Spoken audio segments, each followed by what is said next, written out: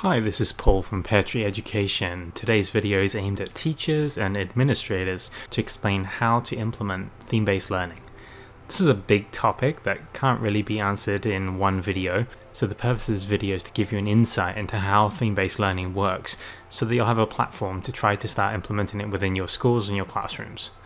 Firstly, a quick overview of my organization so that you know where I'm coming from in terms of my experience with theme-based learning. I'm the co-founder and the co-director of Pear Tree Education and Pear Tree Elementary. Pear Tree Education is a learning center located in Vancouver, Canada, which we founded in 2011. And as an extension of our work with Pear Tree Education, we launched our first private elementary school, Pear Tree Elementary, back in September 2016.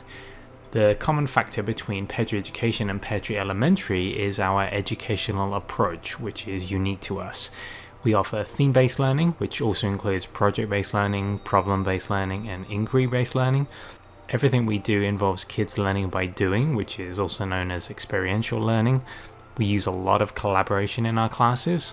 Everything is student-centered, which is partly about the kids doing all of the work, but it's also about ensuring that our classes are tailored to the needs of our students and our learning context. We embrace creativity, not just art, but also problem-solving and thinking outside the box.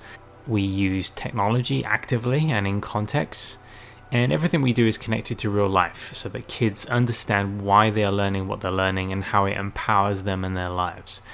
Our whole child approach includes 1 hour of PE every day, so 5 hours per week, a mandatory healthy hot lunch program, and an integrated socio-emotional development program, which is interwoven into everything that we do. And again, I'll talk more about that later. Clearly, the point of this video is to focus on theme-based learning. So let's answer the question, what is theme-based learning? Simply put, it's about having themes or topics that meaningfully integrate content from multiple subjects. To be clear, we do not have separate subjects at Pear Tree. Theme-based learning is a constructivist approach in which learning isn't prescriptive or sequentially pre-planned, but is more organic and based on big picture goals. Having multiple themes on the go means that our teachers are able to ensure that our students are learning all the subjects throughout the year and throughout each semester, because no single theme is really going to include every single subject. Some themes will be more inherently science or math based, and others will be more social studies and language arts based. Nevertheless, all themes will have at least 3 subjects interwoven in a meaningful way.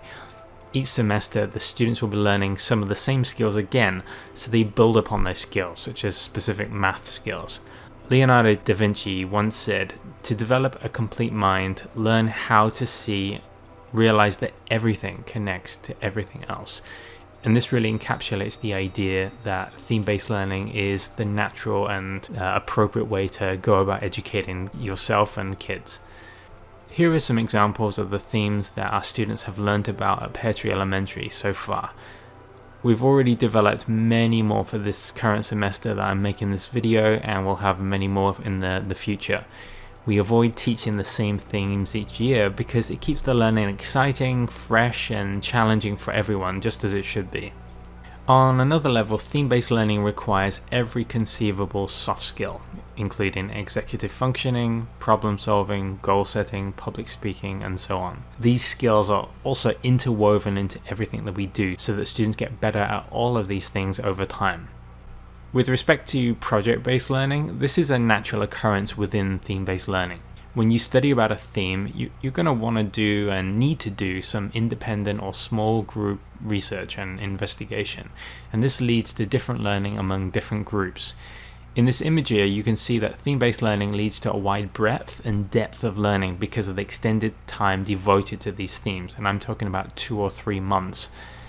In addition though, you have the students' own research projects, which means that they develop potentially greater breadth of learning beyond what was studied as a class, or perhaps greater depth about something that we've already looked into. And in this way, the students become sort of mini experts in things that the other students don't know as much about, and they get to share this knowledge with each other and with a larger audience through presentations and public speaking.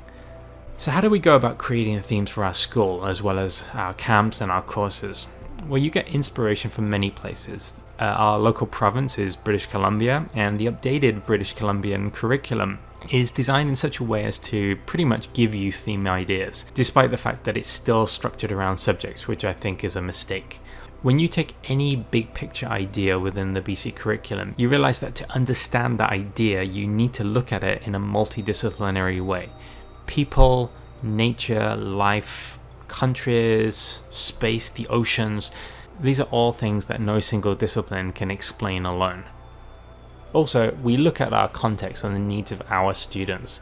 Look around you. What do your students need to know about in order to participate meaningfully, productively, and happily within your society, within their society? What do your students need to know in order to live happier and better lives? And it's certainly not the names and dates of historic battles.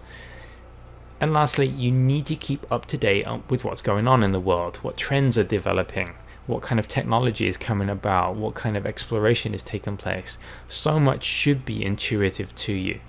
Another thing to consider is to remind yourself at all times to ask these two questions. Is the theme, or are the themes that you're studying about, meaningful for your student context? And do they require 3 or more subjects? If the answer to any of these questions is ever no, something is really wrong with what you're doing. It means that you're perhaps appealing to yourself and your interests rather than your students. Perhaps you're pandering to your own ego in terms of your strengths and looking good in front of your students. It also perhaps means that you're teaching to tests and not to your students' needs. Everything can be learned in a meaningful way, so don't get hung up on tests and on lesson content. Focus on your students and on meaningful integration of subjects. I should point out that implementing theme-based learning is easier if it comes instinctively to you.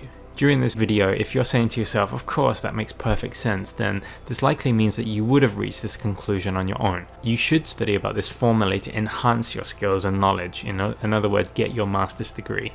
But if you need to study about this in order to even consider theme-based learning, it's going to make it a lot harder for you to ever try to implement this or for it to become intuitive, because you're always on the side of doubt and making excuses for yourself. And I see this time and again in some of the comments in my videos. So let's see if you can come up with your own theme ideas. Think about what you know about your local or national curriculum and about the kinds of students that you'll be working with and where that will be. And think about what you know about what's going on in new developments.